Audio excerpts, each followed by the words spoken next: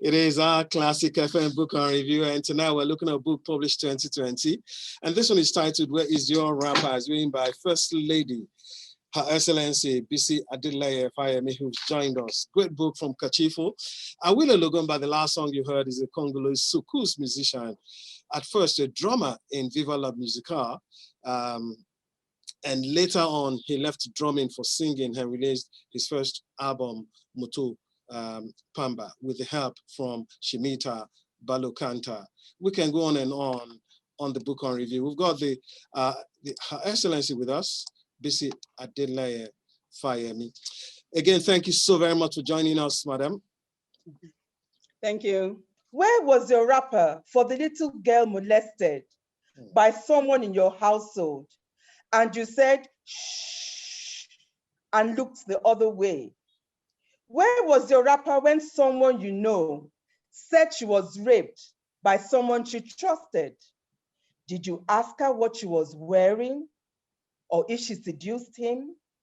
Where was your rapper when your friend needed succor from an abusive husband?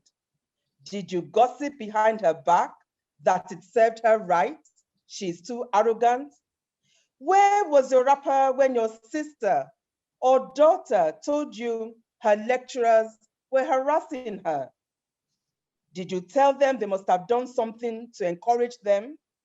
Where was your rapper when a young woman who could have been your sister, daughter, or niece was found on the streets naked? Were you one of the women who stood by and recorded her misery and threw things at her? Our rappers all look different, with varying sizes, shapes, and colors. But each and every one of us has a rapper. Bring that rapper out to shield another woman or a man. Use it to help her get a contract, pay her rent, pay her children's fees, help her be capital for a business or a discreet shoulder to cry on. Never let a day go by without bringing out that rapper. The way God works is that the more rappers you bring out for others, the more will come out for you. We don't only need rappers when we celebrate and buy Ashwebi. We need the rappers for our trials and tribulations, and we all have them. Thank you. Can you explain where you just read and its significance to us as a people and in the book? Thank you. Okay, so in the 1990s, sometime around 1997, 98, I was in Kampala, Uganda, running a leadership workshop. And we got news about a woman who went to the market and went into labor. There was no time to get her to a medical facility. So the women in the market mobilized to try and help her deliver the baby. So while those who knew what to do were attending to the woman, other women in the marketplace took out their wrappers. Because in that part of the continent, a lot of women have these 3 to 4 yards wrappers that they call kangas or kitenges. So they all brought out their wrappers and held their wrappers up to shield the woman, to protect her from prying eyes, while those who could help her were trying to deliver the baby. Now, that solidarity among the market women generated a lot of conversation in Uganda at the time. It's not the first time things like that would happen, and it's definitely happened around here, in our country before. Those things are commonplace in the markets where other market women rally around to provide solidarity and protection. I gave a speech at Arise Women's Conference sometime in October 2008, and I told that story. And it was only a 3 to 5 minute speech, but apparently it resonated with the over 2,000 women in the audience. And shortly after, I wrote up the speech into one of my weekly posts, where's your rapper? And it went all around the world. Some of my friends said they got it 5 times. And that is the reason why I decided to name my latest collection of verses, Where's Your Rapper? because people really connected with the message around solidarity, around protection, around support for one another, not just women supporting women, but human beings simply being human beings. That was around the same time a young woman was found wandering the streets of Lagos. She had been dropped naked on the roadside, and no one knew where she had come from or what had happened to her.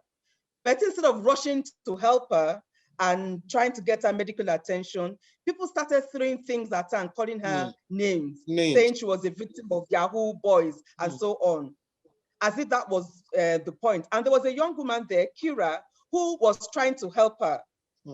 And Kira tried to cover her and tried to get her medical attention. And people started shouting at Kira, telling her that it was none of her business and that she doesn't know where the girl has been. And so in this essay, I was saying to people, we are human beings. We are not animals. Even animals know how to care for their own. We might not all be in a position to do great things like rent a flat for someone or pay school fees for someone's children, but there is something we can do. And the least we can do is to bring out a wrapper, either literally or symbolically. Now, let's look at the two scenarios that you painted. We can see sharp difference. In this other one in Lagos, we saw people, rather than bring out their wrappers to help this particular lady that you talked about, they brought out their phones. Would you say that, what would you say about the kind of people that in these two settings, we're looking at Uganda and then Nigerians, is there a difference in our character? Does that speak for the kind of people that we are? What do you think? I wouldn't say we are different people in that sense. As I said earlier, the act of solidarity of women bringing out their wrappers and symbolically or literally in the marketplace is something we have done as Nigerians in different communities, one way or the other.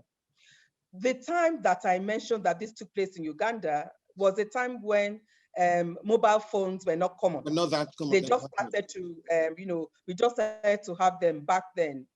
And if such a thing were to happen today in a marketplace anywhere on the continent, in other parts of the world, probably the first things to come out before the wrappers would be the cell phones. Cell phone. And that's an indictment on all of us as human beings in terms of what we have decided to value now.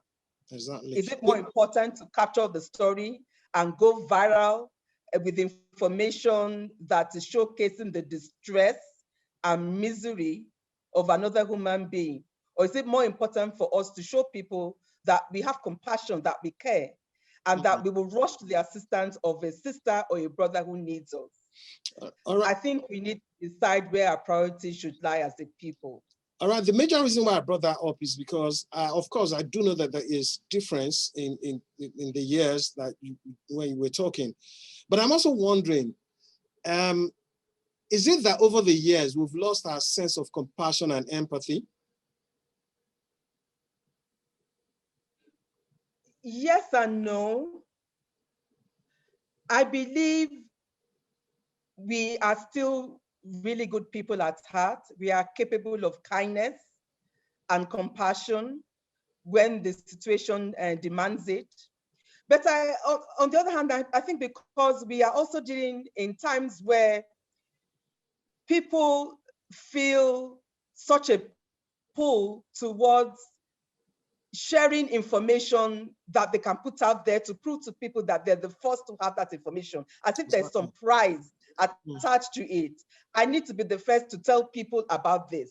I need to be the first to show people about this. And in their rush to do that, they forget that what they are objectifying through their cameras and through this post you are making on your Facebook or Instagram or tweet is about a human being who first and foremost needs help. You can imagine if there's a plane crash somewhere, people will rush to the place, and instead of first of all figuring out how to help any survivors who might be there, or calling first responders, the first thing we do is, the first instinct is, people need to know I've seen this. People need to know I'm important online. And then we whip out our phones, and the urge is to chase after the story. As I said in my book, in the introduction, I'm an eternal optimist. So I will still like to believe that we are people who are compassionate, deep down, who are kind and capable of doing the right thing. Exactly. We need to allow those instincts continue to be what comes to the fore, and not the baser instincts of wanting to showcase the misery of others just for the sake of likes on our social media pages. Okay, let's quickly, we're going to move into the book proper, but quickly, let's look at what you read. Would you say technology is also affecting the way we see things, the way we feel, the way we act, and indeed, maybe touching on our culture and tradition? Is there a possibility of that? To a large extent, yes. Because I think I'm old enough to remember a time when we didn't have cell phones. Exactly. So we didn't tweet, and we didn't post on Facebook, and we got by just fine. I remember sometime in, I think it was 2005, I was on the board of one of these international organizations doing resource mobilization. So we had board members from around the world. So we used to meet in person twice a year, and then we would have meetings via different forms of technology. We didn't have Zoom then, but we would have all these meetings online. And there was a problem at the time with the CEO of the organization. He sent an email to someone, and then that person responded. And then before we knew what was happening, to someone on the board, before we knew what was happening, that one email had generated 300 emails. Ooh. Within 3 days. And one of the guys on the board, I've not forgotten his name, was a Canadian. He said, guys, slow down. I am old enough, and that was 2005. I am old enough to remember a time when we did not have this means of communication. Exactly. When if someone said something you didn't like, you picked up the phone and you said, Steve, I don't like what you said at that meeting. Can we have a drink? True. And go over it? Or if you are not in the same city, at least have that conversation over the phone, or write a nice long letter, not send 300 emails within, within a week. And so I never forgot that. And so I've always, tried to use these technologies with caution. And I've always tried to caution people about how we use them. It has its huge advantages, and we can go into that later. But we should not allow it to diminish who we are as human beings. Exactly. All right. I do know that you are a very good dancer. In your book, I picked close to 10 places where you talked about dancing. Maybe I would take you around all of them. But I'm just wondering, were you once a DJ? I mean, in your book, I got like almost 20 songs from your book. And then your playlist is so eclectic. I mean, you know from, I don't know, were you once a DJ? No, I wasn't a DJ. But I've always been a lover of music. And you're right. And I say so in the book, my taste in music is eclectic. And I do love to dance. As we look at a book titled, Where is Your Rapper? Now, rapper here stands for solidarity. It stands for empathy. It stands for security protection, if you will. I mean, that's what we Africans have been known for. But somehow we're losing it little by little. And we need books like this to bring us back. We need books like this to better society. We need books like this to point to us that this is who we are. This is where we're coming from, and this is where we should be going. All right. This one is written by Ekiti State First Lady, Her Excellency Bisi Adeleye Fayemi, who joined us. We also have told you that quite a number of authors, put pen to paper on this.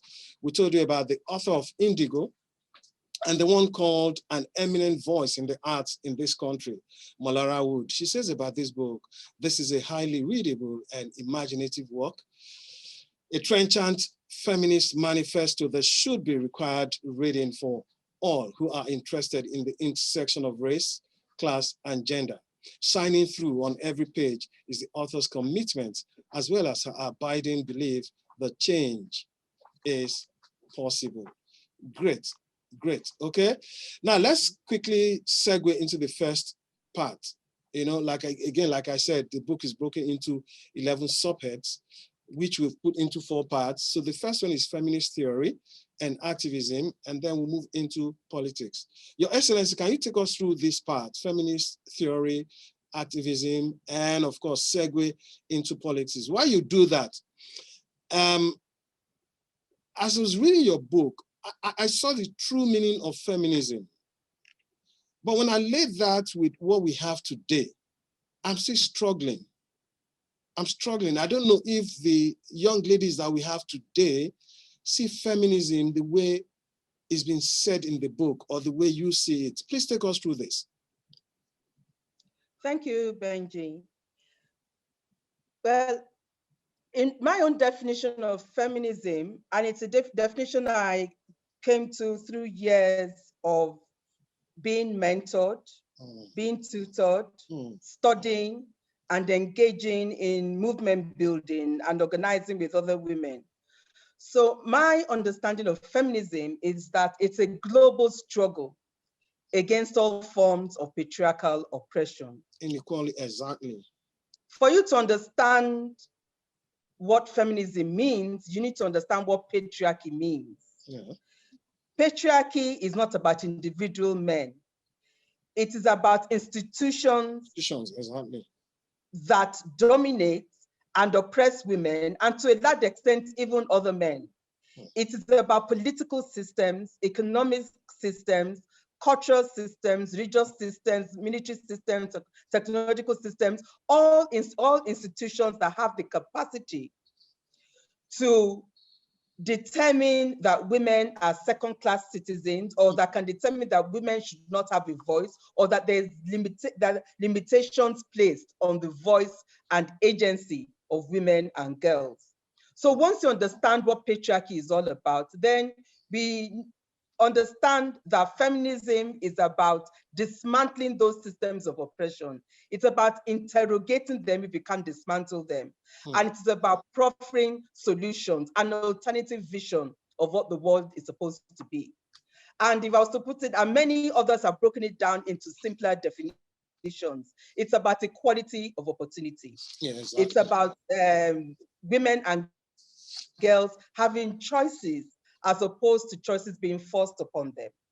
And it is about everyone, male and female, being able to fulfill their full potential. There will be contestations along the way, because I don't want to also lull people into a false sense of security. By the very definition of what patriarchy stands for, a lot of men stand to gain from dominating, or controlling systems that dominate others and keep others out. So nothing is going to be given up in a hurry, or nothing is going to be given up easily or freely. So there'll be contestations. But what is important to note is that it is not a struggle between individual men and individual women. Yeah. All right. So as feminists, we need, as women who are feminists, we need men who are allies. Now, if those men are able to then describe themselves as feminists, because they too do not believe in the oppression of women, and they too believe that they can give up the, the privileges that they acquire from being, part of patriarchal systems, then they are welcome. But that, to me, as I said, is my definition of feminism. And I believe that's what informs the way I think and the way I write, and also what I do. Okay, let me just bounce in here. I do know that there is a song by Bob Marley that says that emancipate your mind from mental slavery. Now, which in turn means that if we were to look at your definition of feminist theory and activism, ignorance also plays a very big role, and indeed, education. Now, in looking at feminist theory, there is a story of Saratu. Saratu is someone who gave us the importance of education. I mean, we see how you built that story, and I love what you did there. She has a wish. Yes, she was looking at all these big women up there and was like, man, so can I ever meet them? And then it got to her own opportunity to say what she wants. And the thing that comes out from Saratu's mouth is, I want to be educated. Now, before you can know your rights as a female, you need to be, you shouldn't be ignorant, because if you indeed you are ignorant, there's just no way that you're going to know your rights. Now, ignorance here does not, I mean, not being ignorant doesn't necessarily mean that it has to come from 4 walls of a school. Even normal exposure. Understand? You understand? So let's look at this Saratu's story that you wrote in your book, and then use that as a springboard to all the young ladies that are listening to us right now, because they really need to understand because you can't be a feminist when you're ignorant of your rights. So can you take us through this Saratu's story, and then how young ladies can latch on to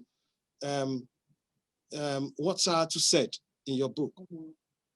Yes, thank you. Now, as I said in the postscript to the essay, there was this high-powered delegation from the United Nations to Nigeria in 2017, led by Her Excellency Amina Mohammed, the Deputy Secretary General to the United Nations, and the United Nations, the UN Women, United Nations Women Executive Director Funzile, who used to be the Vice President of South Africa, and Bineta Diop, who is Special Envoy on Gender, Peace, and Security at the African Union.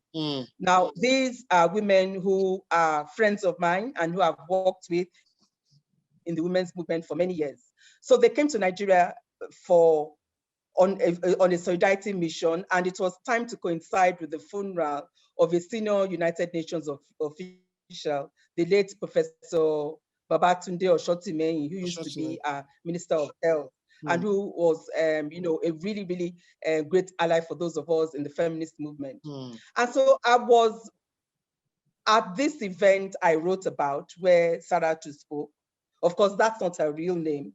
I was at that event. It was a very charged and emotional event. All the women who came in as members of that delegation spoke one after the other. I was asked to give an overview of Nigerian women in nation building and what it means for women to play roles in you know, politics and decision making and so on. And then we gave an opportunity to some of these young girls to speak. And when Saratu opened her mouth to speak and said what she said, every single one of us on the panel were in tears. True.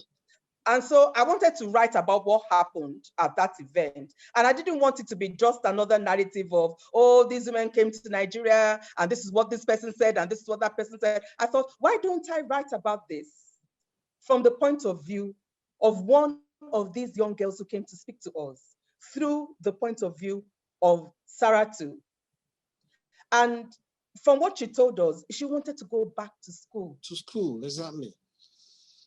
When people like Amina and Binta and Funzile were organizing around the Beijing conference in 1995, over 25 years ago, we were the ones as African women. It was African women who put the issue of the girl child on the Beijing Platform for Action agenda. The United Nations had actually closed the conversations around the issues that needed to go in. They had all kinds of issues in: women's human rights, women and the economy, women and political participation, and so on. It was African governments pushed by African feminists who insisted that the girl child needed to be on that agenda, because we were looking at 25 years down the line, thinking the rate at which we are going, if we don't provide opportunities for our girls to be educated, we will not have resources to draw on. Exactly. And now 25 years later, we've succeeded a great deal in making that case around girls being in school. But because of the things that are happening around us now, with the insurgencies in the north, with the high levels of poverty, and in the south, with the high levels of sexual exploitation of girls. Our girls are going to school all right, but we are not able to keep them in school. Nigeria has up to 50 million children who are out of school. 50 million. And 60% of that figure are girls. And almost every state in the country shares in that burden. Granted, majority of them might be in the north, but every state shares in that burden. Yeah, apparently. And so it's important for us to do whatever we can to ensure that girls not only go to school, but that they stay in school. And I do a lot of work in Ekiti through my Keep Girls in School project. I have a project called Keep Girls in School. And for the girls who are in school, we let them understand that you should not waste this opportunity, because there are millions of girls out there who do not have this opportunity. Exactly. I'm not saying that all the problems of women will end if we are able to get an education, but it's a good place to start. It is. An educated girl is someone who would add value to her community. She will make better decisions when it comes to control over her body and how many children she has, how they are fed and how they are cared for. Apparently. And she will be more productive, both for herself and for her community. For others. And now let me take you into something that you wrote that, no, I no agree. I no go agree, I no go agree. You said that if your man has sex bots, you should dump him. Why? Why? I don't get that part, because I mean, I'm saying this because there's a part in this particular one that we're looking at is the ultimate backlash, a feminist perspective on sex dolls. And then how could you have said that? How? What do you need sex dolls for? Yes, okay, you can, as I said in the essay, men have always had their toys and women have had their toys too. No, but men have the right to their sex dolls, right? Your Excellency. If you don't read my essay out of context there, Benji, men are entitled to their sex dolls and women are also entitled to their own sex toys as well. Your The problem I have is when these sex toys, if you read the essay carefully, when these sex toys are developed with such an agenda around the technology that is used to enhance them, that it presupposes as if at some point these dolls are meant to replace the existence of women. Now, if you're a man who needs who just needs a sex doll for company, that's okay. But if you need a sex doll to replace a woman in your life, then there's something seriously wrong. If you need a sex doll that you can program to be quiet, to be angry, to be sexy, to be frigid, that's crazy, that's psychotic. And if you look at the story I shared with this young Chinese man whose poor mom comes visiting and he's sitting there with his girlfriend Jenny, and you know the woman has to act as if this Jenny is now her daughter-in-law because she wants to make her son happy. Now that's absolutely crazy. That's what I'm talking about. We women are not going to be programmed out of existence. But you know why I said I wouldn't agree with you? Because you guys started before us. I mean, you've got your toys before us. You know that. So? You are saying so? We have never said that. We've never said that toys are a replacement for men. Ijama is laughing with, I don't know what kind of laughter. But you got your toys before us. So, Benji, get it straight. Our toys have always had a very clear purpose. To, you know, to take care of a particular need. And I don't remember women coming together to say, now that we have these toys, they are not going to replace men, exactly. you know, coming into our lives and being fathers and being, you know, quite frankly, if it's going to come down to that, if men are going to continue to abuse women, they're going to continue to disrespect women, and they're going to continue to act as if we are not important enough to be respected, then maybe it's true. Maybe we too can invest in the kind of research that will give us the kind of, you know, men, quote unquote, that we need. And as I said in my essay, the face of Denzel Washington, although now that was the old generation, we now have a new generation, Reggae John Paul. Yes. Lord, so, Your Excellency, the face of Reggae John Paul, the models of the Ronaldo, and so on. Your Excellency, what is your problem? No, Your Excellency, calm down. Is it that someone cannot play with you again? Calm down. You're the one who started it now. now. mind me. I was just joking. No, I was joking. No. Okay. Okay. But quickly, let's look at the 21st century first lady. Thank God that we have a lady. I mean, and thank God that we're discussing with you right now. Is there any sharp difference from the challenges? I mean, reading through your book, I saw the enormity of work that you did throughout the campaign period and all of that. But is there a sharp difference between the first ladies of now and how it used to be? Well, it depends on how you would like to contextualize it. We have become used to this narrative or assumption about first ladies because of some of the examples we've seen over the years about first ladies being a drain on national resources, being incompetent, being illiterate, and not adding much value to the governance space. And instead of serving as role models to other women, they serve as examples of people you should not aspire to be. So that's been some of the baggage you've grown accustomed to. And I must admit, when my husband decided to go into politics, I felt that that is the way I would be perceived as well. That, you know, once you enter into that space, this is how people will perceive you. This is how they will judge you. Yeah. But what I've come to understand is that people will give you the benefit of doubt if you're able to prove yourself. Yeah. And yes, those narratives will still be there. They'll still continue to be there. But you just do the best you can. And I've had the pleasure of working with some absolutely wonderful women who are first ladies. Some of them are no longer first ladies. Some of them are current first ladies.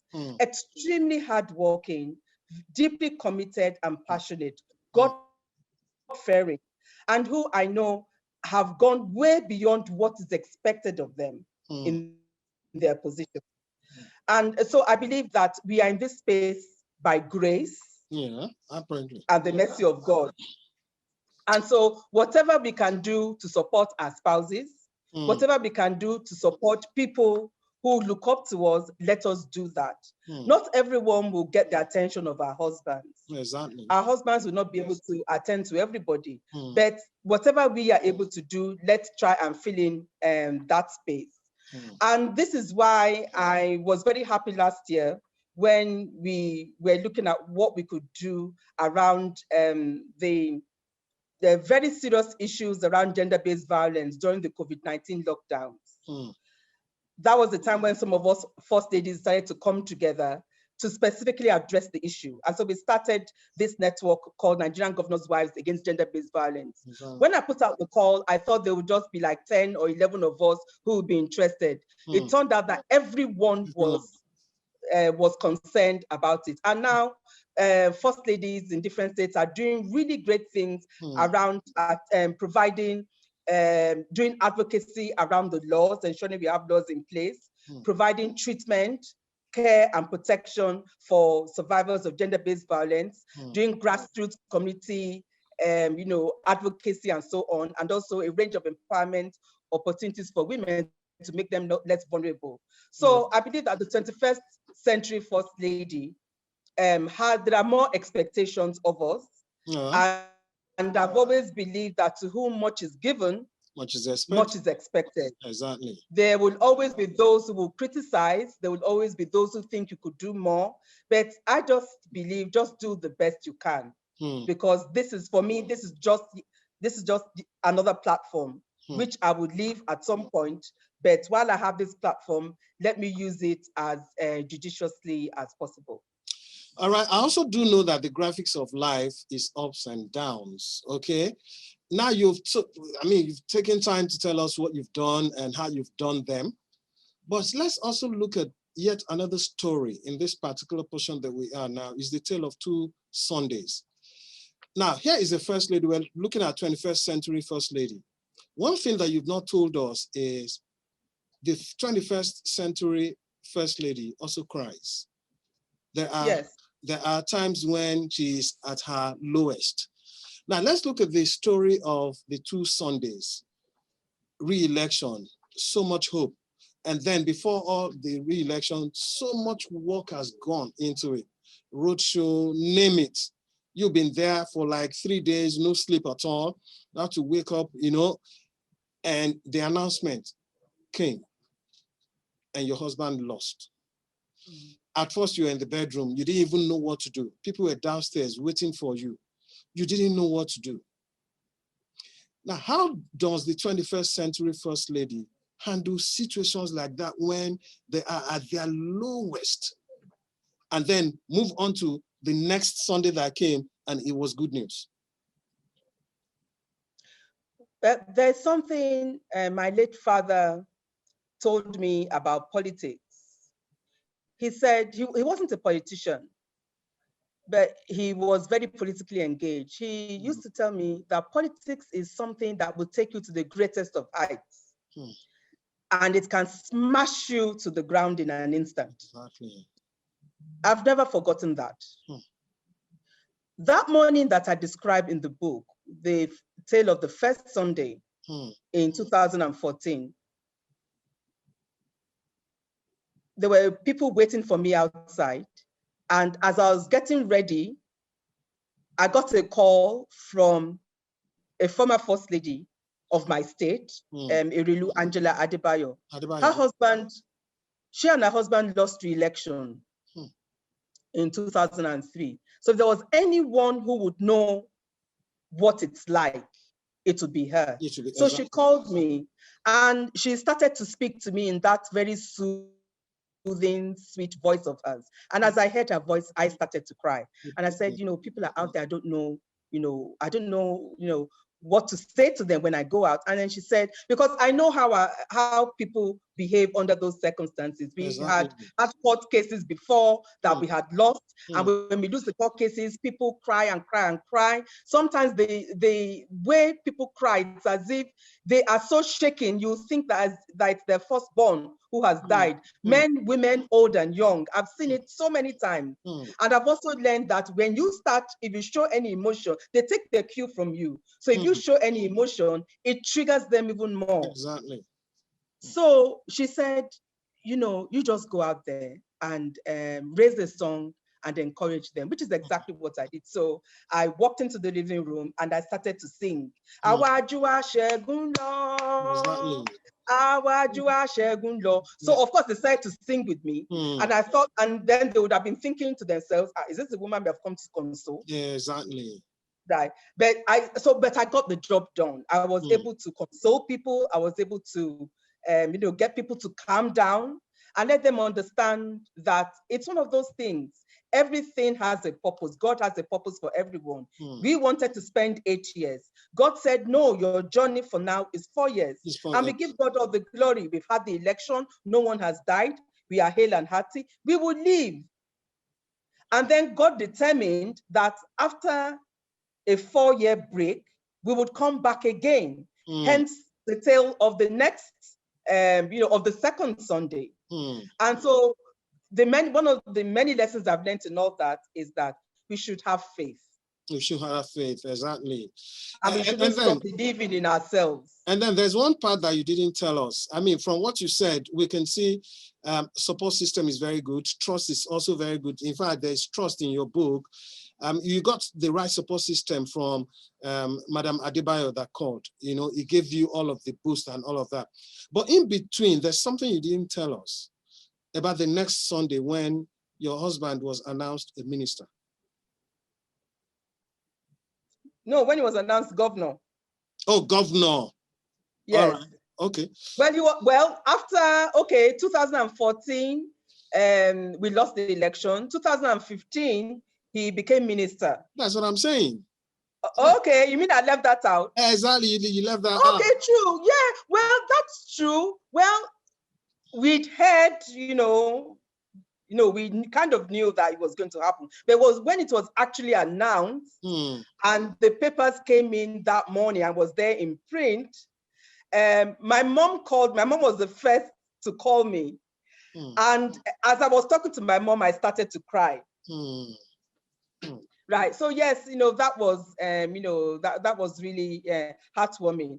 And as I mentioned in some of the, especially in A Tale of Two Sundays, what got to me after losing the election in 2014 wasn't the loss of the election per se, because people win and lose elections. Someone will win, someone will lose. Yeah.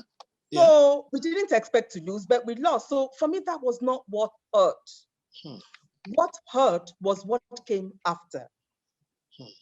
The betrayals, the lies, people who wanted to start reorganizing themselves so that they could find favor in other political alliances and groupings.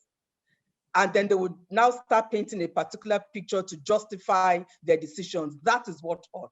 The loss of friends or people who you assumed were your friends, were your brothers, and when you needed sisters, them the most, you didn't see them. Exactly. Yeah. Now let's move on to the next part, and this one is sensitive, if I can, because for obvious reasons, depending on what religion we're looking at. Incidentally, the two major religions see women from different perspectives. But let's look at religion and society, intergenerational conversation, sexual and gender-based violence, and then we'll move on to social justice. Can you take us through this, ma'am? Okay, so the section on religion and society, there are 4 essays there. In Kobale Danoni, I talk about, I love that, how I've experienced what I have termed spiritual merchants. We have somehow we've managed to allow them to thrive. And they are very prevalent around political circles. People who go around offering their services as contractors who can go and pray on your behalf and do all kinds of things. Exactly. And so this is just a tongue-in-cheek, Kubali Danon is a tongue-in-cheek, description of my experience, with these kinds of people. With all due respect to everyone who believes, in asking other people, paying other people to go and pray on their behalf. I have no problems whatsoever in being part of fellowships and praying with people. That's not what I'm talking about. What I'm talking about is people who have actually set it up as an art form to go around extracting money from people or extorting money from people on the basis of all kinds of false prophecies and claims and so on. And in the Mothers Union meeting, I think my key message there is around hypocrisy. That as mothers and other people, we should try and have conversations with the younger generation that are more open and honest, instead of trying to hide behind one finger, so that we don't, end up misleading daughters or all the young women who look up to us. And of course, you are very familiar with Jerusalem, the song that has become a global phenomenon. And when I put Jerusalem, when I wrote it and put it in the book, when I gave the one of the drafts to one of my friends who did the reviews, she said, "Sis, I don't see how this Jerusalem fits into the book. That I don't see the relevance." I said, "I'm attached to the song and to the reason why I put it there. We need something that is inspiring, that is hopeful, that speaks to people's need to come together." And guess what? COVID-19 happened. Yeah, exactly. The lockdowns. And so all people could do for a couple of months was stay at home and get busy with things they could find online. And lo and behold, Jerusalem became, a global phenomenon. And then in intergenerational conversations, I think one of my favorite essays there is hanging out with teenagers. See, I just want to ask that. Who are teenagers?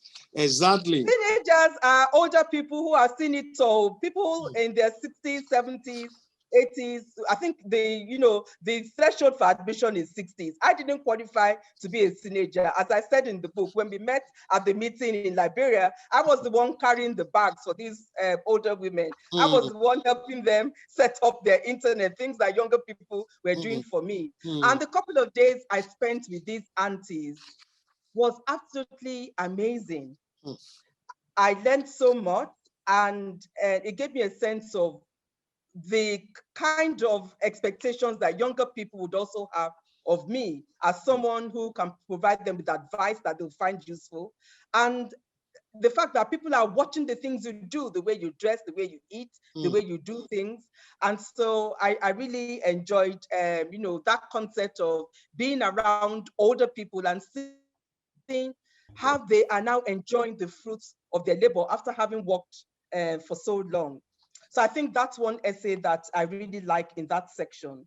And then under social justice, I believe the essay I wrote on peace about what it means to live in a society that's rebuilding after years of conflict. My experience of going to run a training program in Liberia. And so if there are young people who are not interested in us revisiting a lot of things that are wrong with the country, having the right conversations, but only want to rush to what they believe is going to be the solution, which is war and chaos, I don't believe that that is something we should wish upon ourselves. The population of Liberia at that time was not up to 3 million, the population of the Ekiti state. And yet refugees spilled over from Liberia right across West Africa. I lived in Ghana, for over 10 years. And there was a time when there were up to 150,000 refugees in the Bujumbura refugee camp in Accra. So you can imagine what it would be like if a country of over almost 200 million, Nigeria, decided to integrate into chaos. So we need to do whatever we can to ensure that there's peace in this country. All right. Of course, there's even, sorry, there's a story you have in this particular part, and it's peace. But let's again look at social justice, self-awareness, and pop culture. These three, they seem to go hand in hand. Social justice, how do we start to, do we need to come up with another form of legislation for this? Do we need to have a pressure group on this? And then even if we do that, people must be aware of it. People must be aware of their body, especially women. They should know. We need to take them to a point that they know that their body belongs to them. And until they give consent, it remains their property. No one has right over that. But then also look at, let's segue that into pop culture. Now, pop culture, we're looking at social media and all of that. We live almost all of our lives on social media. Now, the same people that you're telling that your body, you have rights over it, they're the same person that's flaunting all of their body on social media. Now, how do we use your book to better this and put them in the right perspective so they know what they're doing?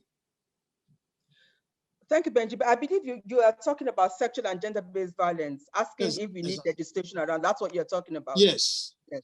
Okay. Now, we do have legislation around sexual and gender-based violence. We have the Violence Against Persons Prohibition Act of 2015. And the idea is that states around the Federation are supposed to domesticate the VAP Act. As of March 2021, at least 21 states in Nigeria have domesticated the VAP Act.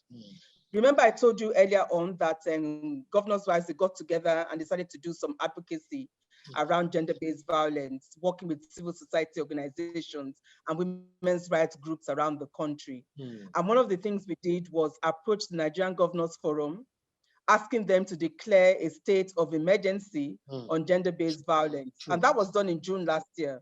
So one of the commitments that the governors made was that they'll go back to their states and ensure that legislation is passed around gender-based violence, that they will domesticate the VAP Act. and the child rights law. And so that's why, as of June last year, we only had 13 states in the country who had domesticated the VAP Act. Now we have 21. And I know that there are a couple of states who have the law either in the State House of Assembly or on the desk of the governor for assent. So we are going to see more before the end of the year. So we do have the laws. What we need is efficient implementation and the political will to ensure that that is done. And we need non-stop mobilization and sensitization from civil society and everyone taking ownership. Gender-based violence is something that everyone has a stake in, because everyone knows someone who has been affected by one form of gender-based violence or the other.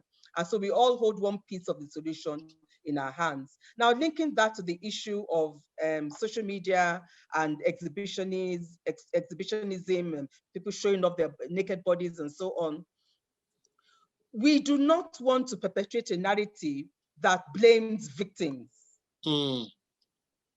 And if you see, there's actually an essay there, blaming the victim under the sexual and gender-based violence section. Exactly. We don't want to keep perpetuating a narrative that says if a woman is raped or if a woman is assaulted, she must have brought it upon herself because of the way she is dressed, because of what she was wearing, or because of how late she was out late and so on. That is not the kind of society we want to live in. As mothers and as leaders, we would hope that young people would have the discretion to dress appropriately for whatever events or functions they are going to. So if you are going to the beach, dress like you're going to the beach. If you are going to walk, dress like you're going to walk. We hope that's an issue to do with common sense. And it doesn't have to be gender specific. That's something that both men and women need to understand. If a young man is going for a job interview, is that, do you go with the trousers sagging? So I believe, discretion and common sense, and should definitely be at play. But we should not demonize young women for the way they dress, and we should stop blaming victims of sexual violence and sexual assault. All right. While you were talking, a bit away, you talked about Jerusalem. Yeah, that's the song we'll be taking now. It is our classic FM book on review, and tonight we're looking at a book published 2020. We're going, almost to the end of the show, but and this one is titled "Where Is Your Rapper?" It's written by Her Excellency Ekiti State First Lady Bisi Adeleye Fayemi, who's joined us. Let's take a song. When we come back, we'll be looking at quotes, sayings, and then I'll be looking at contribution of this book to the body of knowledge and how we can use your book to better us as a people and as a society at micro and at macro levels. Is that all right? Jerusalem on the book on review tonight as we look at a book published 2020 by Kachifo under the Prestige imprint. And this one is Where Is Your Rapper? Rapper here stands for solidarity, protection and security, as you will, empathy. We truly have lost it, but we need to pick it back on, yeah? It's written by Her Excellency Bisi Adeleye Fayemi, who've joined us. The last song you heard, Jerusalem, a song by South African DJ and record producer Master KG, featuring South African vocalist Namsembo. Now, the upbeat gospel-influenced house song was initially released 29 November 2019 after it garnered positive response online, with a music video following 21st December. It was later included on Master KJ's second album of the same title, released January 2020, same year as the book that we're looking at tonight, 2020, a wonderful, wonderful year, yeah?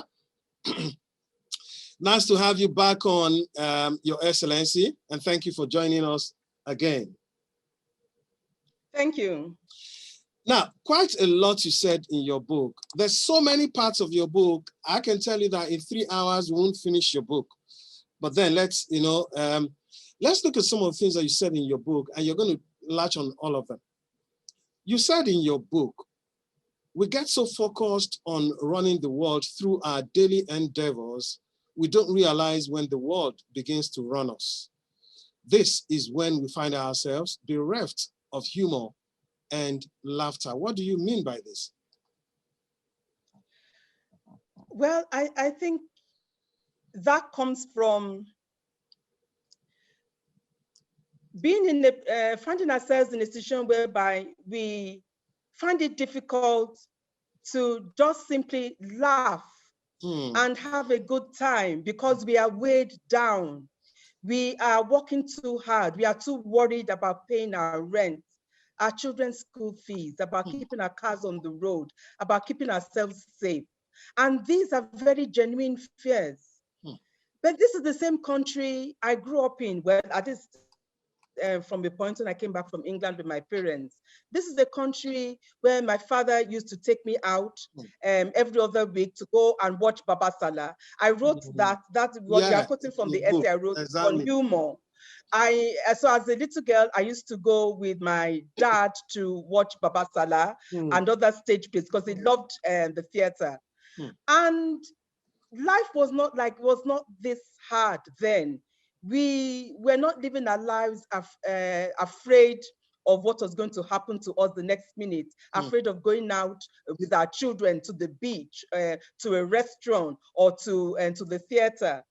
And I yearn for that time, and it hurts that, you know, young children these days are not going to have that experience unless they have parents who are very wealthy and can provide them with security as they go out.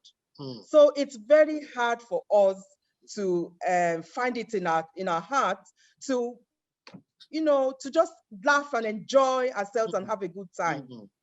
And I love it that you talked about your dad, because reading your book, you made me to understand that your dad was so far away from the industry of comedy, but yet he was a corporate person, but yet he could find time, you know, for you guys to laugh. Okay, let's leave that and move on to the next one. You say in your book, those who deny freedom to others deserve it not for themselves. What do you mean by that? Well, I think that's self-explanatory. And speaking, you know, from the perspective of, you know, someone who is working on the rights of women, women who every day I come across stories, and whenever you believe you've got to a point where you've heard it all, you still hear of something that you've never heard before, and you think, how can this happen to someone? How can one human being do this to another human being?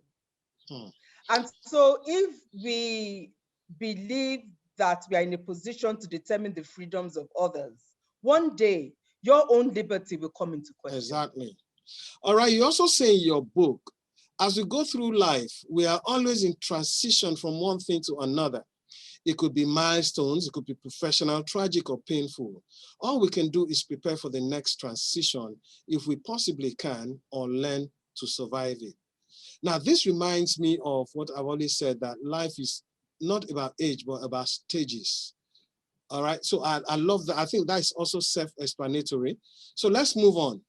You say in your book, the more incapable you are of looking after yourself, the more likely it is that you will fall into the hands of someone who will treat you badly. I know this is self-explanatory, but I still want you to throw more light on this. I think, again, this came from another lesson from my father. When we would have conversations about what some of the women in our extended family were going through, they would all come to him for him to intervene in one issue or the other with their husbands and so on. And it was all the case of these women being cheated by their husbands, these women being you know, treated badly by in-laws and so on. And my father, and I would ask me, so there was a time when my father, it sounded as if my father wanted to start taking the side of one of these errant husbands who kept saying that his wife was rude and everything. And I asked my father and I said, would you tolerate it if a man treated me like that? And my dad looked at me and said, my dear, no man is going to treat you like that because you are capable of taking care of yourself. And if a man sees that a woman is capable of taking care of herself, he will treat her with respect. Exactly. But if you are a woman who has to go to her husband asking for salt, asking for money for salt, money for sugar, money to go and buy shampoo, money to go and buy, sandals for the children, that is when you are going to put yourself in a position where your husband is going to see you as a liability. So now, there are some women who do find themselves in that situation, and we cannot blame them. Yeah, apparently. Sometimes it's temporary, but I keep advising young women, do not make it your plan, your life plan, that your livelihood is going to be dependent on your husband. Exactly. There'll be a time or a season when you would step back from the workplace for one reason or the other. You might want to, look after children. You might want to, do, some things that would take you away from the labor market. That's absolutely fine. But don't consider it a lifelong strategy of yours for your entire existence to be around a man who is going to be providing for you, no matter how rich he is. Because at some point, your self-worth and self-esteem is going to be an issue. All right, let me just capture all of what you've said by your next quote. You said in your book, it is more important to be respected than to be liked. Okay, let's leave that and then move on. We've still got maybe 2 or 3 more. You say in your book, you cannot complain that your soup is not sweet if you made a decision not to add salt. Hello, talk to me.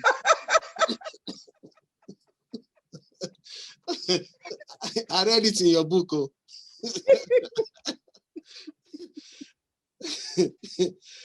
So tell me about this.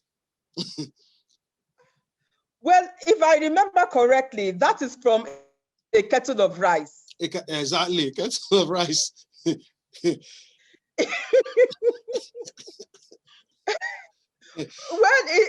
you remember the story of this young man? I just wrote it as, another of those tongue-in-cheek, essays. This young man who his girlfriend was coming to spend time with him, and she arrived and he asked her to go and cook rice for him. And the girl goes into the kitchen and finds that he doesn't have any clean pots. So she cooks the rice in the kettle. And this young man then took a photograph of the rice in the kettle and put it on social media saying, hey, there's no wife material anymore. That I asked her to cook rice for me and she cooked the rice in the kettle. So my point was, please, both of you are on serious, especially the young man. If you want someone to, you have not married this young woman, and you want her to cook for you, at least provide her with clean pots. And then she's even visiting you for the first time. Haba. The first time, and you're not even saluting her innovativeness for thinking outside of the box. Like, okay, he doesn't have clean pots. Let's try the kettle. So Your Excellency, cooking rice. Innovative. So Your Excellency, cooking rice in the kettle is innovation. I like that. I like that. It was either that or there was no rice to be cooked at all. And maybe the guy had the kind of dirty pots that would take you maybe a week to clean. You know, the kind of pots where maybe he has used the pot to make eba or amala and it has dried. Yeah, exactly, it's dried. And you have to soak in hot water for at least another day or 2 before you can clean the pot. And maybe the poor girl, to impress her boyfriend, maybe she has gone to do her nails. And then just now sit down and start scrubbing you. What kind of suffer head? Oh. Okay, you also say in your book. Sorry, before I got married, of course, my husband was my boyfriend. He never got me to come and cook for him with dirty pots, so please. Exactly. So there wouldn't have been even any need for you to have cooked rice in the kettle. So, but it's fine. All right, you say in your book, women are half the society. You cannot have a revolution without women. You cannot have democracy without women. You cannot have equality without women. You cannot have anything without women. Whoa, self-explanatory, but just, maybe 1 or 2 sentences from you. Thank you, but those were not exactly my words. Those were the words of Nawal El-Saadawi, the famous Egyptian feminist and writer. But I quoted her words there and referenced her because I fully subscribe to what she said. We have all these goals and dreams and plans as a country and in our different communities. And none of them is achievable if we insist on leaving women behind. Exactly. If we insist on treating women with disrespect and not allowing them to achieve their full potential. Look at a country like Nigeria, as vibrant as we are, with so many educated women, so many women who are trailblazers within and outside of the country.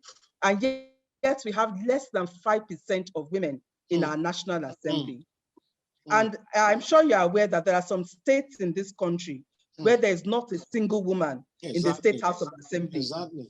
There are many states where there is not one woman who is the chair or secretary of a local government area. We cannot continue like that. Nigeria did not achieve any of the original Millennium Development Goals. Those 8 original Millennium Development Goals. Now we have the Sustainable Development Goals, which run up to 2030. The rate at which we are going, we might not achieve those either, because if you do not invest in women, if you don't raise the status of women, then how are you going to be able to meet the goals around health, around education, around the environment? It's going to be hard. It will. It definitely will. So what we need to do is to ensure that we have laws and legal frameworks and policies in place to raise the status of women, to ensure that women have access to education, training, business opportunities, and critical resources such as land.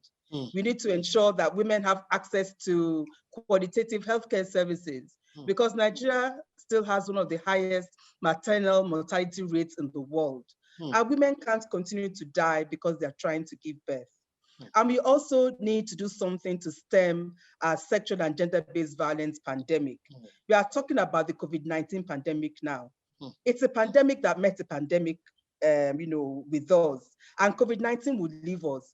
The sexual and gender-based violence pandemic will continue. So we need to ask ourselves, we need to work on it. We need to work on it. Is this the kind of society we want, for it to descend to a place where no woman, no girl is safe, either at home or in public? So we need to raise the status of women. We cannot clap with one hand. We cannot achieve any kind of development leaving women behind. All right, let's take two. These two, let me join both of them. And I would link it to the last thing that you talked about. Having women, in line with the affirmation from Beijing. You say in your book, there is something about political contest that encourages inoculation against modesty and restraint. And then while you're still thinking about that, let's bring in another one. You also say in your book, brilliant people full of great ideas for how the country can move forward will never get a chance if they lack the capacity to build political capital. There are no votes on social media. What do you mean by those two? Well, we keep having these conversations about the disconnect between the kind of people we have in leadership and the kind of people we know have really great ideas, have a lot of expertise and experience, but they are not in those leadership spaces to be able to drive the country forward. And from what I've observed, we need to do more in terms of enlarging political space. True. The political arena was not an easy one for my husband to enter because it's specifically designed to keep people like him out. Exactly. True. Right, those of us who come with a certain understanding around human rights and social justice and, progressive ideals and so on. And, wanting that to be the way we, wanting that to be how, our leadership, decisions are made with the best interest of the people at heart around securing, physical and social infrastructure for our people, for example, as opposed to stomach infrastructure. Right. So, but if everyone keeps saying, I don't want to engage in the political space because it's dirty, it's full of shenanigans, it's full of charlatans, but I want to, keep, talking, from the sidelines about what can move the country forward. The country needs great ideas. We need fresh faces. We need new voices. But we also need to learn to build political capital. What I mean by that is, no matter how great your ideas are, if you are sitting in the comfort of your office, your air-conditioned office in Lagos or Port Harcourt or Abuja, and you are not engaging with the people in your local community who are the ones who make the decisions about who represents you as a House of Representatives member, or who represents you in the Senate, or who gets voted for as governor, and you think things are going to change that way, things are not going to change. They won't. So I keep telling people, go home.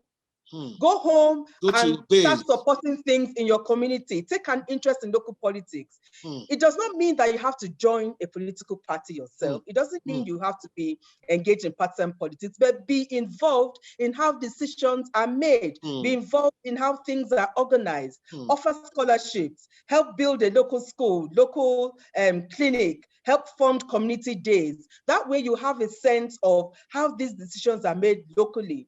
And who are the people offering themselves for leadership.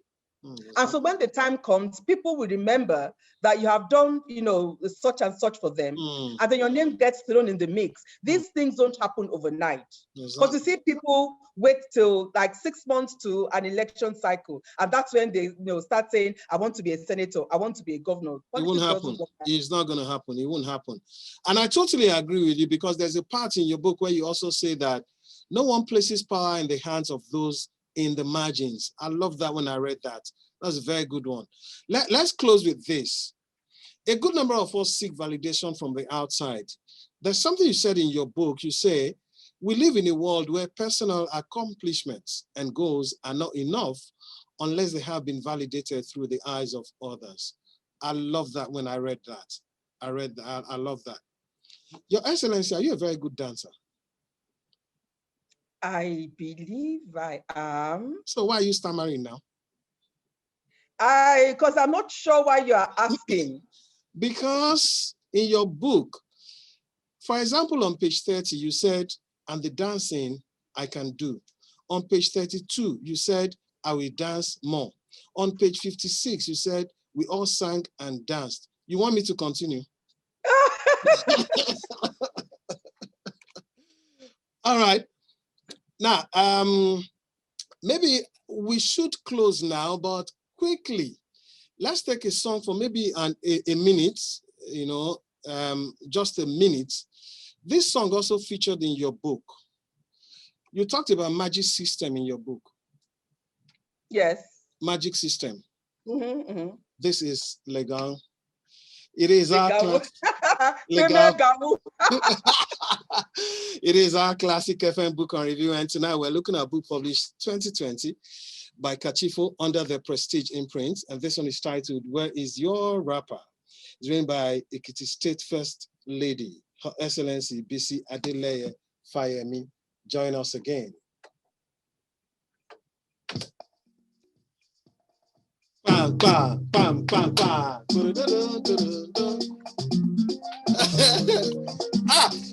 Come and see. Come and see. First lady has gotten up. What do you do? You continue this one. See.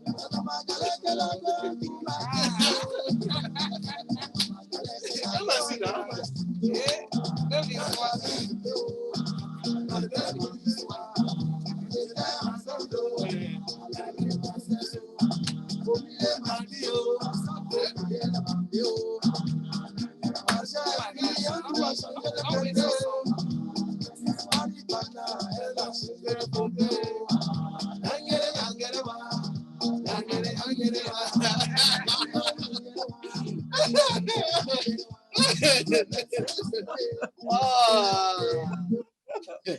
They go by the name Magic System and Legau. Unfortunately, if you're listening to us right now, you just missed a very important part of this interview. The First Lady got up Her Excellency was boogieing down. Now, Your Excellency on the show will tell you what we like about the book and what I don't like. Okay. We're looking at a book, Where is Your Rapper? We've got the Ekiti State First Lady, the author, Her Excellency Bisi Adeleye Fayemi, who joined us. Now, first and foremost, what I like about your book, I love your articulation of thoughts, your descriptive ingenuity. They are simply out of this world. I also love what I've called your sarcasm in humor. For example, on page 36, having described the add-on as a result of the lockdown, you said, and I'm quoting from your book, for those who are wondering about my penance for gym, it has paid off. Oh, my clothes now fit again. I love it when you said that, when you say things, tongue in cheek. Now, also on page 47, in the story, The Road Show, you talked about Taiwo, who sees the campaign truck conveying items for voters and says to herself, foolish people, see how they are running, hungry people. Will we see these politicians after they win? Sure. And just as she said it, about that period, a small bag of rice is thrown from the truck and lands by her feet. She picks it up and says to herself, at least I can see I got something. Oh, Lord have mercy. I love it when authors write that way. It's a lovely way to write. And then further down on page 48, it's about Mama Dayo, who was bruised and cheated out on a package from the governor's wife's roadshow. She saw the young man's face, so she could place a curse, on him. But when she eventually got something and more from the considerate governor's wife, she then said to herself, well, I'm glad I did not curse the young man. Oh, man. Oh. And you know that this Mama Dayo's part is true. It is true. Yeah, it's true. Everything that happened is true. It's true. Yeah. And then further down on page 87, in the story, Mothers Union meeting, you said that there are 365 ways to get to heaven. Hey, Joma, I like to know them. I didn't say heaven. I said sure? Jerusalem. Jerusalem.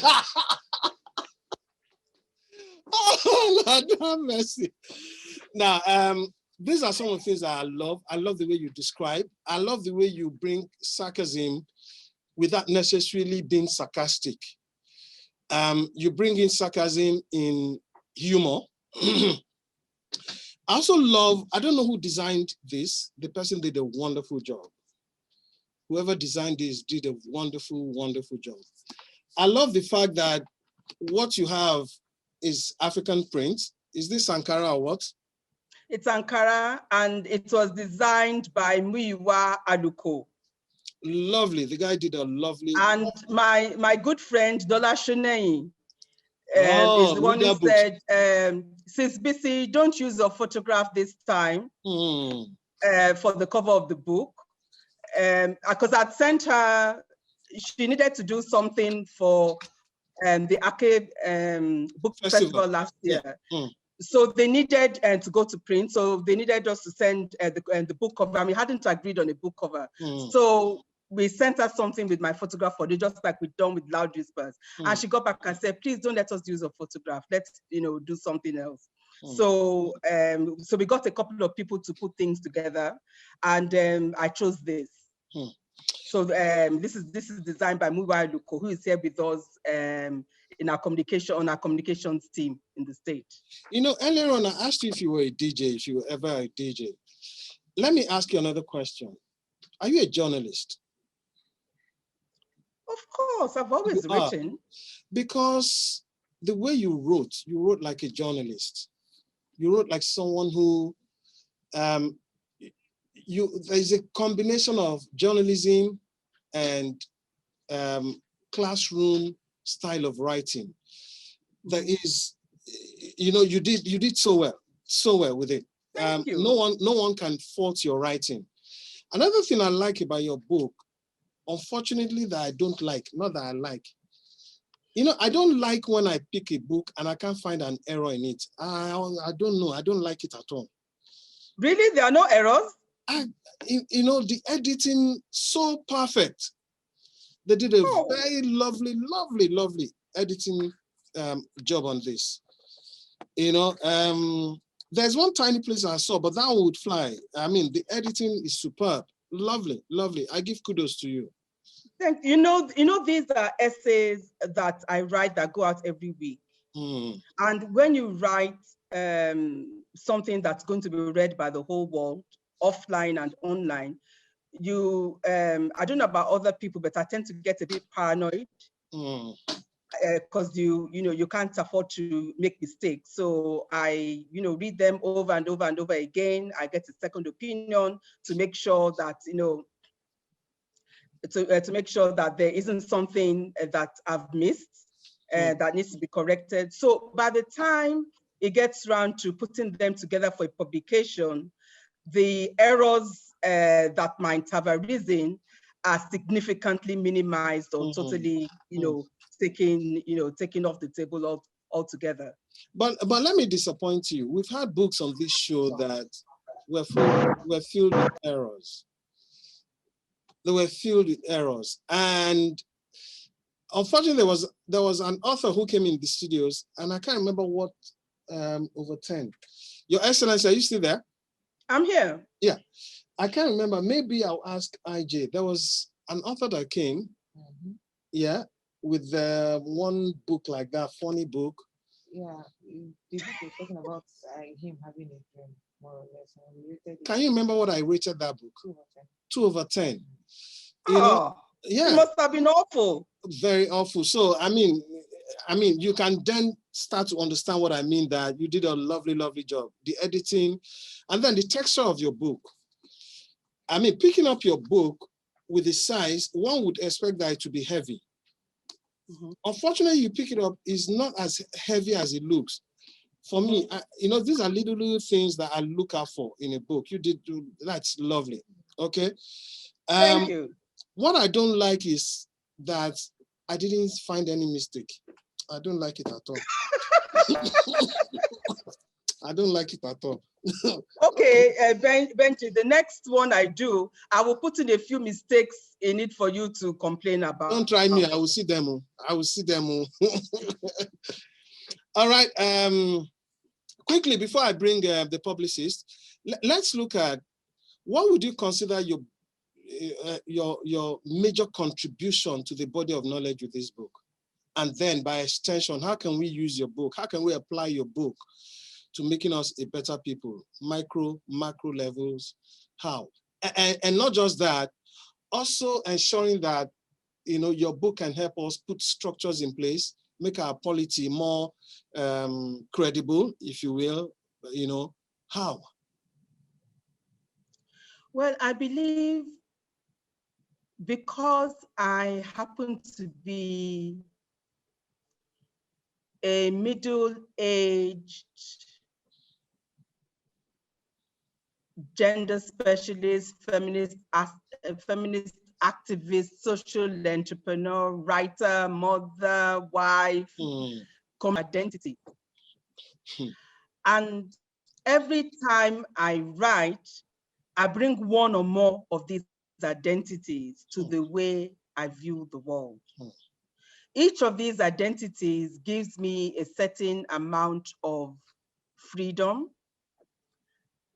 a certain amount of validation, and also a fair amount of restriction as well. There are certain things I would actually like to say that I can't say because of the space I occupy.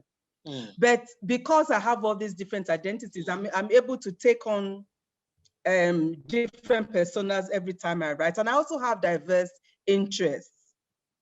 My husband wrote something about me a few years ago. It was for my 50th birthday, and he described me as a Renaissance woman. Because I have all these, interests in, writing and fashion and development issues, and also talking about community development and so on. I have diverse interests, and in all this, what I want people to see is how each and every one of us can use whatever identities we have, whatever platforms we occupy, or whatever our calling is, to make a difference. It's not enough for us to say we want the government to do this, we expect the government to do that. What can you do from where you are? Exactly. I have had the experience of being someone who mobilizes women in the feminist movement around leadership issues. That's what I did when I was with the Akinamamawa Africa, running the African Women's Leadership Institute years ago in the UK. I moved to Ghana to set up the African Women's Development Fund, which is a grant-making foundation that supports women's rights organizations across Africa. And since I set up AWDF 20 years ago, we have funded over 2,000 women's organizations in 42 African countries with millions of dollars. That's a lot. And I stepped down from being the CEO of AWDF. I'm still on the board, but I stepped down from being CEO and moved back to Nigeria, where my husband became governor of Ekiti State in the year 2010. And then from there, I moved into this space where, I'm the first lady of the state. I'm able to advocate for policies, influence policies, design programs that can benefit, a lot of women who are poor and struggling. And after this, there'll be other challenges that I can move on to. So I know the difference between organizing in civil society, organizing as someone in government, and also organizing as someone or being interested in an issue because it's something that affects people in my community, regardless of the social standing that I have. So every one of us can do something, regardless of the titles we have or where we are located. And I think that's something I state in the introduction, and it appears as a running theme throughout the book. All right. In a bit, I'll be asking you to pick maybe one or two things, take homes from your book. But quickly, listen up. I penned some. The first one for me is, I asked, have we become social media babies? Now, in your book, there's a part where Lima, in your foreword, says, and I'm quoting it, in a world where likes, trending, and following are the order of the day, Bisi firmly but gently encourages young people to indulge in the value of self-knowledge and self-respect. And then further down on page 11 in the main story, where is your wrapper, you said, majority of the women around took out their wrappers and held them up, creating a protective ring around the woman, shielding her from prying eyes. But you follow up by saying, sadly, this is no longer the case. These days, instead of wrappers coming out, it will be cell phones to record every single detail. The second one I penned down is self-destruct button. Is it depressed? Where is hope? Now, in your introduction, you say, and I quote, as human beings, we have grown accustomed to destroying everything around us so much that our future is quite bleak. You then brought in communication, what we call the cultivation theory. When you talked about using visual technology, especially AI, in reshaping our thought processes, consequently creating demagogues holding forth to the detriment of the poor and the ordinary. Then the third one that I put down is feminism going extinct, old versus new?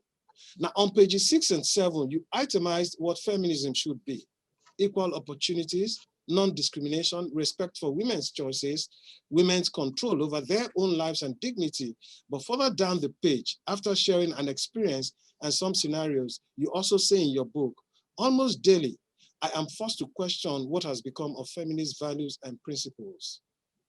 Does it mean something else to the next generation? Now, the fourth one I penned down is credible election processes and do's for a healthy polity. On page 69 of your book, you shared lessons from your political experience. Please take us through these, as I believe that they can help create a credible template for good governance. You're going to look at that. And then the last one I put is death of employable Nigerians. And this is very instructive. I deliberately I'm saying this last. I'll take a cue from your book on page 252 in the story, Jallo's Secret. Now, sometimes I wonder the quality and capacity that the youths have to take, that the capacity and that the youths of today have to take this country to uhuru in the face of people who have refused to learn and self-develop, which seems to be the hallmark of the older generation. Today, we are all in a hurry with little or no manners, virtue, or morality, and consequently possess no form of employable capacity.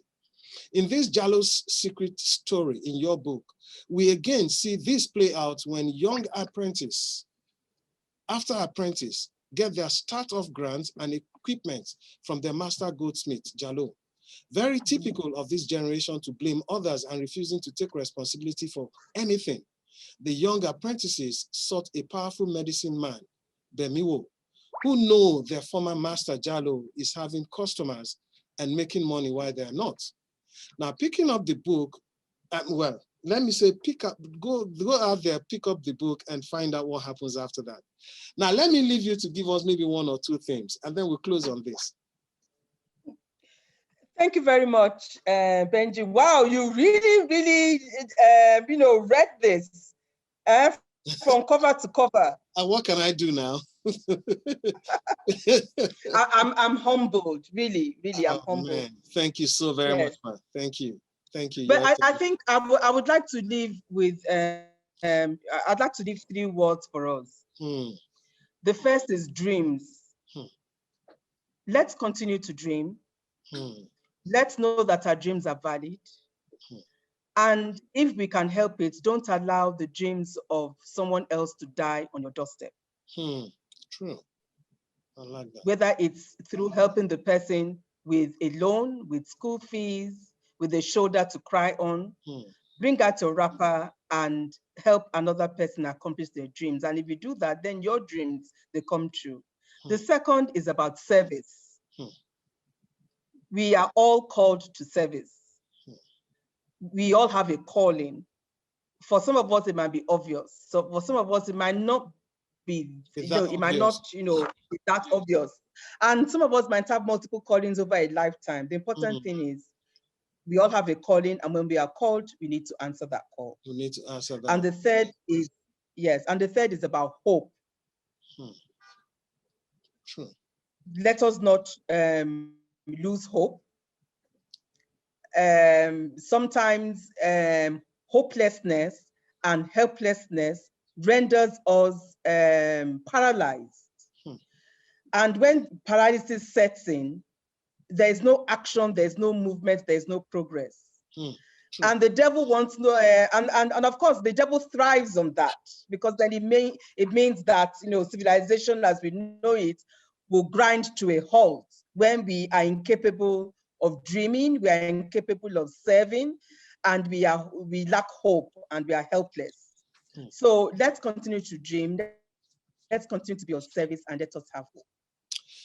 All right. Sorry, where can we get your book? Well, I think you are better informed than I am as to where I can you sure get about the that? book. You are in regular touch with my publishers at Farafina. But Farafina has actually kindly made the book available in the major bookstores in Lagos and throughout the country.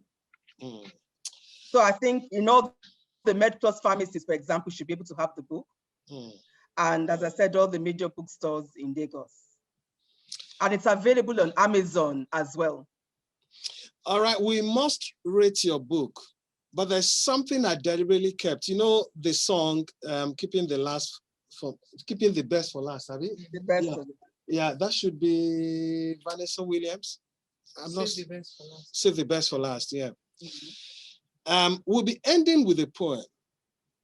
And this is to celebrate you and indeed celebrate the resilience and the winning spirit of the women, especially you that you have written this book. Because you bring life to us, you bring life to the world. You know, for those women who have been beaten, they've been harassed, they've been kidnapped, they've been bruised and broken, we say you're the best. And I'm so grateful to have come through a woman. I want to thank you so very much. I use this opportunity to say Happy International Women's Day to you. Thank you, Benji. We've got a publicist. She also read the book. I don't know what your observations are. That was the another one I was talking to Her Excellency, but there's this particular part that I just wanted to read. It's very, very poignant, especially now in this time. It said trust. It's on page 51. A simple word, only 5 letters, easy to pronounce and spell. Yet it is such a complicated word. Without the currency of trust, life's transactions become almost meaningless. Children trust their parents to always protect their interests. Sadly, this trust is sometimes misplaced, as we have seen with a lot of cases of abuse. And it just felt like when I was reading this book during the course of the week, I'm thinking, because I have this thing that I do, I review books in Pidgin. I'm like, okay, is there the topic that this woman did not address? Honestly, exactly. Just when you think, okay, I've read everything they used to read, she shocks you with. Exactly, sure I saw that as well. A handful of essays, because if you bring out everything you've written, that's going to be another 3 books, and it just feels like these 2 hours just flew by. And Benji, at some point, I forgot to tweet. That's how Can you imagine? It was, because I was like, no, I can't be on social media and forget what we're supposed to be doing. I thoroughly enjoyed reading this book, not because it was a collection of essays, but it's some things that are happening. And the way you wrote it, like he said, you were not just showing your journalistic side, you were also showing the motherly side of you. So that as much as there's this saying in African culture where you beat the child, you also use the left hand to also draw the child closer and say, yes, true. I may have flogged you, but I'm also doing this to correct you and because I love you. So thank you so much for these gifts. I cannot wait for your next book on the show. All right, but then that's so sweet and kind. I'm honored. Thank you. But we must rate this book, and I'll start with you, IJ. He always does this to me. He's always making me read books first. I don't know why. What can I do now? I mean, because I am partial to Her Excellency as a woman. I'm going to give it my highest rating ever on the show. It is an 8.7. 8.7. Yeah. That's a lovely, lovely one. Let's leave it at that. I wanted to say 9. Can I still say 9? Yeah, Your Excellency, can I still say 9? Please say 9. Feel free. And your book would be the 4th. The 7th book in the history of the shows. And this show has been on for like 6 years. This is the 7th book. I'll rate 9/10. Wow. Thank you so very much, Your Excellency. We thoroughly have enjoyed your book. We'll be having a discussion after this, Your Excellency, because I have bigger plans with this book and I'll discuss them with you. But who is Her Excellency Bisi Adeleye Fayemi?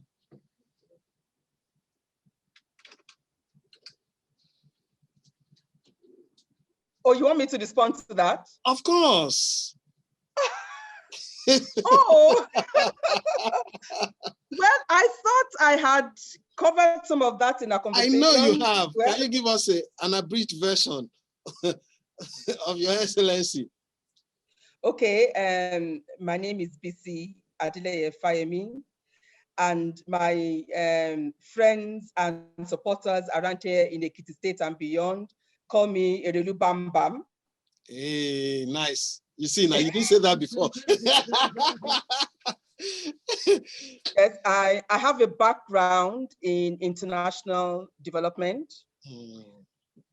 I'm a feminist activist. I'm a gender specialist. I have worked for many years designing leadership development programs for women within the African continent and beyond as well. I used to work for an African women's development organization when I was based in the UK called Akinamama wa Africa, Solidarity Among African Women. And when I was with Akinamama, we established the African Women's Leadership Institute, which is a training and information program for African women. So at the time, just after Beijing, we started running the Leadership Institute. And over a period of time, we trained over 6,000 young women who today are holding very key positions across the continent.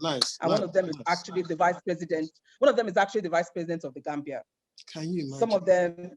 Some of them are ministers, heads of agencies, and so on. And from there, I moved to the African Women's Development Fund, which I've spoken to you about, the first Africa-wide grant-making foundation. That's been in existence for 20 years now. And we have supported women's rights organizations on a whole range of issues in over 42 African countries. I moved back to Nigeria in 2010 when my husband became governor of Ekiti State. And since then, I have been supporting his work, particularly in terms of working with women in the state. Charity begins at home. So all the work I've done with building the capacity of women in different places I've been doing in Ekiti State. And as a result of that, Ekiti State has some of the most robust legal and policy frameworks in the country for the promotion of gender equality and women's empowerment. I do a lot of things whenever I have some time, which is not a lot, but I try. I like to, of course, read and write, and I like to watch TV as well, especially TV dramas. All right. And last year, one of the things I've done with the Where Is Your Rapper, brand and everything is I set up a rapper network last year, June 11th, my birthday. And it's a space that I use to mentor and support young women. And the rapper network now has close to 3,000 members. And it's something that I hope I will continue to do. Lovely. And to be able to provide as much support and inspiration to others, and also receive inspiration from them as well, because I believe that mentoring is a two-way process. It's a two-way street. I want to thank you so very much. We've been with the Ekiti State First Lady, Her Excellency Bisi Adeleye Fayemi, to look at her book, Where Is Your Rapper? This is the award-winning Classic FM book on review, and thank you so very much. I've thoroughly enjoyed myself. Your Excellency, thank you again. Thank you and thank you again. Thank you for having me, Benji. I've enjoyed myself. Behind the scene. I want to thank you, the listener, because without you, there can't be us. We'll end this show the way we normally start. We say that a nation that doesn't read cannot develop. We need to, you and I, raise a new Nigeria that read, that thinks, and of course, through thinking, we can come up with research that would give us the technological breakthrough that we desire. And then by extension, have quality leadership, quality followership, and in turn, the country, will develop and move. And then we can say, Uhuru. I want to thank the team at Farafina Kachifo. Thank you so very much. I also want to thank your PA, Fumi Ajala. She's done a wonderful job. I want to thank everyone. Yeah, you want to say something? You want to say something? Yes, Fumi is my senior special assistant, media and public affairs. She's done wonderful. She's a big woman. Yeah, she's wonderful. I want to thank our publicist, Ijoma the Bagus. Thank you so very much. I also want to thank Shegun Adeosun. I want to thank Vivian Nwandu. Thank you so very much. Your Excellency, you will be picking our last song. And I want this last song. The truth of the matter is there's no way we can exhaust your songs, because in your book, I can reel out some of the artists that you have. You got Lionel Richie, you've got Hugh Masekela, you've got Von Chaka Chaka, you've got Miriam Makeba, you've got Infinity, Brenda Fassie, Awilo. You even have Mewe. There is Mr. Keji, there is Mafiki Solo, there is Lady Smith, Black Bambaso, there is Soweto Gospel Choir. I need water. But Your Excellency, please pick the last song. No, but you need to tell me, what are my choices? What do you have? Well, I have anything and everything that you can, but I'm thinking, can we do something a bit local? Maybe Sonia Day, maybe Yobe, maybe, no, but I don't want to put words in your mouth, just anything. Of course, the option, you still got Von Chaka Chaka, Hugh Masekela, name it. Yes, let's do something local.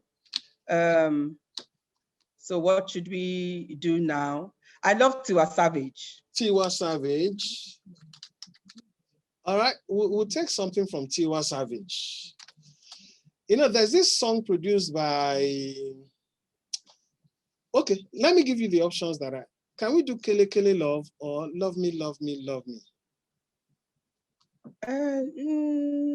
No, I was thinking about her latest song. Now, I like the latest song, what's it called, where she pays tribute to her mother or to mothers. Mom. Oh no, but we don't have that. Oh, I don't have that. So what do we do? Do you have anything from Omaumi? Omaumi definitely will do. That's another lovely lady. Can we do Botombele? Or if you, okay. Do you have Legbegbe? That's one of my husband's favorite songs. Oh God, no. Oh, no.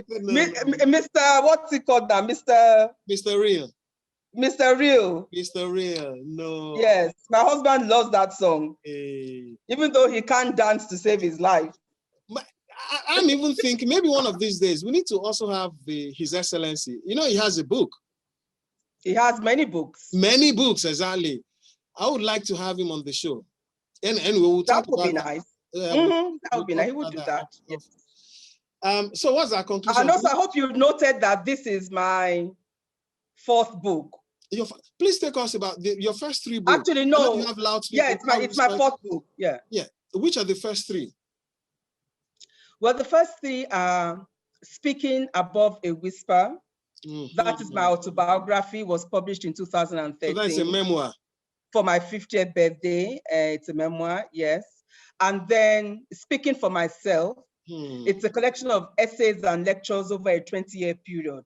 That too was written was published in 2013. And then there's Loud Whispers, which was published in 2017. Yeah, and then Where Is Your Rapper? It's 2020. So this is my 4th book. And then in 2008, I did a collection of photographs and profiles of feminists from different parts of the continent. And it's called nice. Voice, Power, and Soul. And it's co-edited with another young African feminist, Jessica Horn. I want to thank you. I've got a message from one of our creative orgas in our place here. He said, I haven't read your book, madam, but I think it's a Lord have mercy. This word, that's a new one. Phantasmagoria. Phantasmagoria. Well, okay, you could have said a combination of various art forms. Of course, yes. I know. Of art style, from short stories to poem and even musical lyrics. I would really want to know why you chose this style of writing in order to pass the message with Where Is Your Rapper? Why did you choose this? Actually, this is important because, as I said, when you write every week, you keep asking yourself, will people be interested in what I have to say? I mean, or, how can I keep saying things the same way over and over again every week? So that's why I try different things so that, it's something that people would hopefully be interested in. So sometimes I would write a straightforward non-fiction piece. Sometimes I would do fiction or do a conversation or just write something silly. But hopefully with every one of them passing across the message. So yes, it's just to keep it engaging and interesting. All right, I want to thank you so very much. Thank you so very much, ma'am. Let me on my own just pick any song. Is that fair enough? Oh, okay, we were still on this show because just pick a song. Let me just pick a song. Maybe let's see do Omaomi or IJ. You want to help out on this? You couldn't find the Mr. Real? No, we don't have it. Let's do save the best for last now, Vanessa Williams. One song I really like. Disagree. Now that you do that, you see Lionel Richie. I know. No, okay. There's Lionel Richie now. There's Lionel Richie in her book. Yes. So which of the Lionel Richie? That's No, but it will not be very patriotic of me for us not to pick a Nigerian song. Exactly. That would not be good. So pick a Nigerian song. But there's a new song by Mr. Real now that he did with. No, we don't have it. Can we do something from Timi Dakolo? Okay, yeah? That's fine. Yes, I like Timi Dakolo. Nice. In fact, there's a part in your book where you talked about Busola. Yes. Yeah. So, I mean, it shows that I read your book. You did. Yeah. Oh, you did of that a while back. All right, and I must say, I'm really, really impressed. And I thank you very much. I want to thank you. Thank you so very much, Your Excellency. Tonight on the award-winning Classic FM Book on Review, we have looked at a book titled Where Is Your Rapper? It is written by Ekiti State First Lady, Her Excellency Bisi Adeleye Fayemi. My take home for you, one thing you should take home from this is ensure that you go out there, look for this book. I'm putting this book here on screen so you can see it again. We must get back to this book in words and in work, because empathy, we need to go back to it. Being our brother's keeper, we need to go back to it. These are, hallmarks that we grew up with. I don't know how we're losing it so fast, but we must get back to it. And it's good that a book like this is coming. So it should be a template for the National Orientation Agency. Let them look at this book and then start to build a new Nigeria with this book, with some of the things that you've written in this book. Kudos to you. Thank you so very much. My name is Benji, and we'll come out here again next Saturday. In the meantime, Saturday Night Fever continues on the flip side. This is Timi Dakolo, and it is Iyawomi. Your Excellency, thank you and God bless you. Thank you so much, Benji. Thank you. Your Excellency, man, you made my entire month. You are an interviewer's delight. Really? You are an interviewer's delight. You killed it. You killed it. Thank you. But like I said, I'd like to have probably, if your chance, one-on-one. I'm looking at using your book, and indeed, I've got some great plans with the book when I read it, and I'm thinking that we should use you to touch a lot more people, especially the youths, and drive the message that if a first lady can do this, then who am I not to do the same? And then secondly, I'm also looking at using this to also touch other people who think that people in government are empty-headed. I mean, this also shows that you can be in government. I mean, they are very, what's the word? Not intelligent. There are a lot of people, intellectually inclined people, sound people that are, when given the opportunity to rule this country. I'm just imagining in my head what you do for us in this country if you become our first president. I'm just imagining what you can do. I tell you, I'm being prophetic here. I'm being prophetic. Hey, Benji, don't let us go beyond the scope of this interview now. Now don't go into the spirit on me. You are going into the spirit now. Let's stick. No, but fine. I'd like to have one-on-one with you when you're free, man. Okay, that's fine. So are we still on air? No. We are off. We've okay, got off. Good. Music is playing now. Okay, good. Thank you so much for that. I really enjoyed it, and I'll be, quite happy to, to hear about what ideas you have. Okay, ma. If you can just share them with Fumi, that would be fine. Okay, ma. No problem. Like I said, we also like to have His Excellency with his book. Books. With his books, exactly, books. Thank you so very much, and God bless you, man. Thank you, Benji. Yes, I'll let His Excellency know. So, okay. When he has some time, yes, we'll make sure that he does it. No problem. Okay, thank you so very much, man. Okay, thank you. It's been great. Yes, okay, and I look forward to to hearing about the ideas. I would love to. Okay, really. man. No problem, man. No problem. All right. Okay, Take care. God bless. Bye. Yes, man.